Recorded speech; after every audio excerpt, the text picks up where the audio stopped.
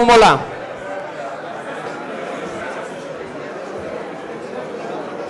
Τσένου Δήμητρα, από τον Αλέξανδρο Δελμούζο, Ανατολική Αττική, και θα μιλήσω για το ζήτημα των δαπανών για την παιδεία. Δεν υπάρχει, συνάδελφοι, εδώ κανένα απολύτως πρόβλημα. Το ζήτημα των δαπανών για την παιδεία έχει λυθεί. Αφού οι διευθυντές των σχολείων έχουν αρχίσει από φέτος, μετά από περικοπή κατά 30% που έγινε για τα λειτουργικά έξοδα των σχολείων, να πληρώνουν τους λογαριασμούς από την τσέπη τους. Του χρόνου θα βγουν και στη ζητιανιά. Θα παίρνουν και από τους γονείς. Θα συμμετέχουν και αυτοί. Τώρα, για το τι δωρεάν και δημόσια παιδεία θα μιλάμε ή για ιδιωτική πρωτοβουλία του χρόνου θα δείξει.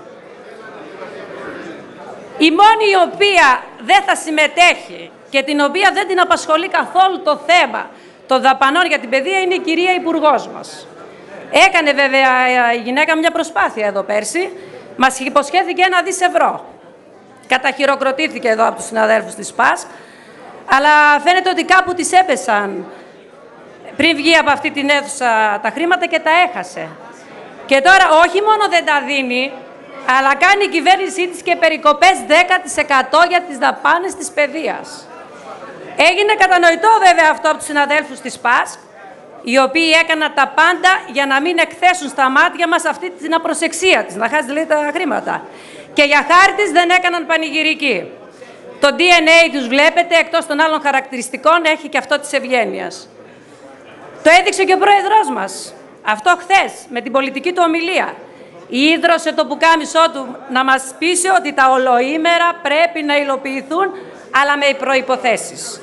Τώρα, πόσο μπορεί ένας άνθρωπος να υποτιμά την νοημοσύνη τόσων ανθρώπων εδώ μέσα είναι άξιο θαυμασμού. Λες και δεν ξέρουμε ότι για να υλοποιηθεί αυτό το πρόγραμμα πρέπει να δοθούν χρήματα τα οποία δεν πρόκειται να δούμε στον αιώνα των αιώνων και ότι όλα σχεδιάζονται να βγουν από την πλάτη μας. Καλή προσπάθεια, Πρόεδρε, αλλά έχεις επιρεκτιμήσει τις δυνάμεις σου. Η κυρία Υπουργός, αντί να αγωνιά πού θα βρει τα χρήματα για την παιδεία, το μόνο της μέλημα είναι το πώς θα ενοχοποιήσει τον Έλληνα δάσκαλο, στα μάτια της κοινής γνώμης. Ακούσατε να λέει πουθενά ότι φταίει το Υπουργείο Οικονομικών που υποχρηματοδοτεί την παιδεία, ότι οι Έλληνες εκπαιδευτικοί και στην άκρη της πατρίδας μοχθούν να τα βγάλουν πέρα, χωρίς να έχουν τα στοιχειώδη μέσα? Το ακούσατε να το λέει πουθενά αυτό? Το μόνο που κάνει περικοπές, περικοπές, περικοπές. Ούτε στο εξωτερικό, έτσι θα διαφυλάξουμε τη γλώσσα μας. Τα διδασκαλία να πάνε τα απογεύματα γιατί δεν υπάρχουν λεφτά.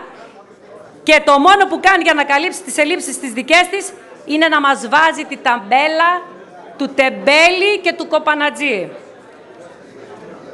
Και θα έρθει βέβαια και να μας νοικοκυρέψει. Από Σεπτέμβρη αυτά.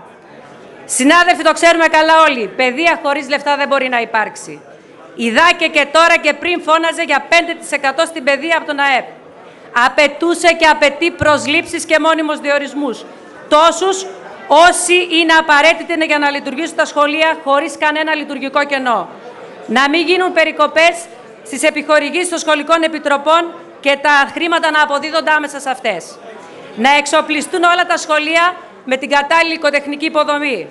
Συνάδελφοι, εμείς όλοι πρέπει να παλέψουμε για μια αναβαθμισμένη παιδεία, την οποία αξίζουν και τα παιδιά μας και τα παιδιά του ελληνικού λαού. Οι κυβερνήσεις έρχονται και πολύ γρήγορα, στο καταλάβουν όλοι, παρέρχονται. Πάρα πολύ γρήγορα πια. Και εκείνο που μένει είναι τα δυσβάσταχτα μέτρα που παίρνουν εις βάρος μας και τα οποία θα βιώνουμε καθημερινά. Ο αγώνας για την περιφρούηση των εργασιακών μας δικαιωμάτων είναι πλέον μονόδρομος. Η ΔΑΚΕ είναι εδώ παρούσα στους αγώνες και το 2006 ήταν και τώρα θα είναι. Ας ενεργοποιήσουν κι άλλοι εδώ μέσα, συνάδελφοι, το αγωνιστικό τους DNA που δυστυχώς, όπως διαπιστώνουμε, απενεργοποιείται μόλις βγει ο πράσινος ήλιος στην κυβέρνηση. Ευχαριστώ πολύ.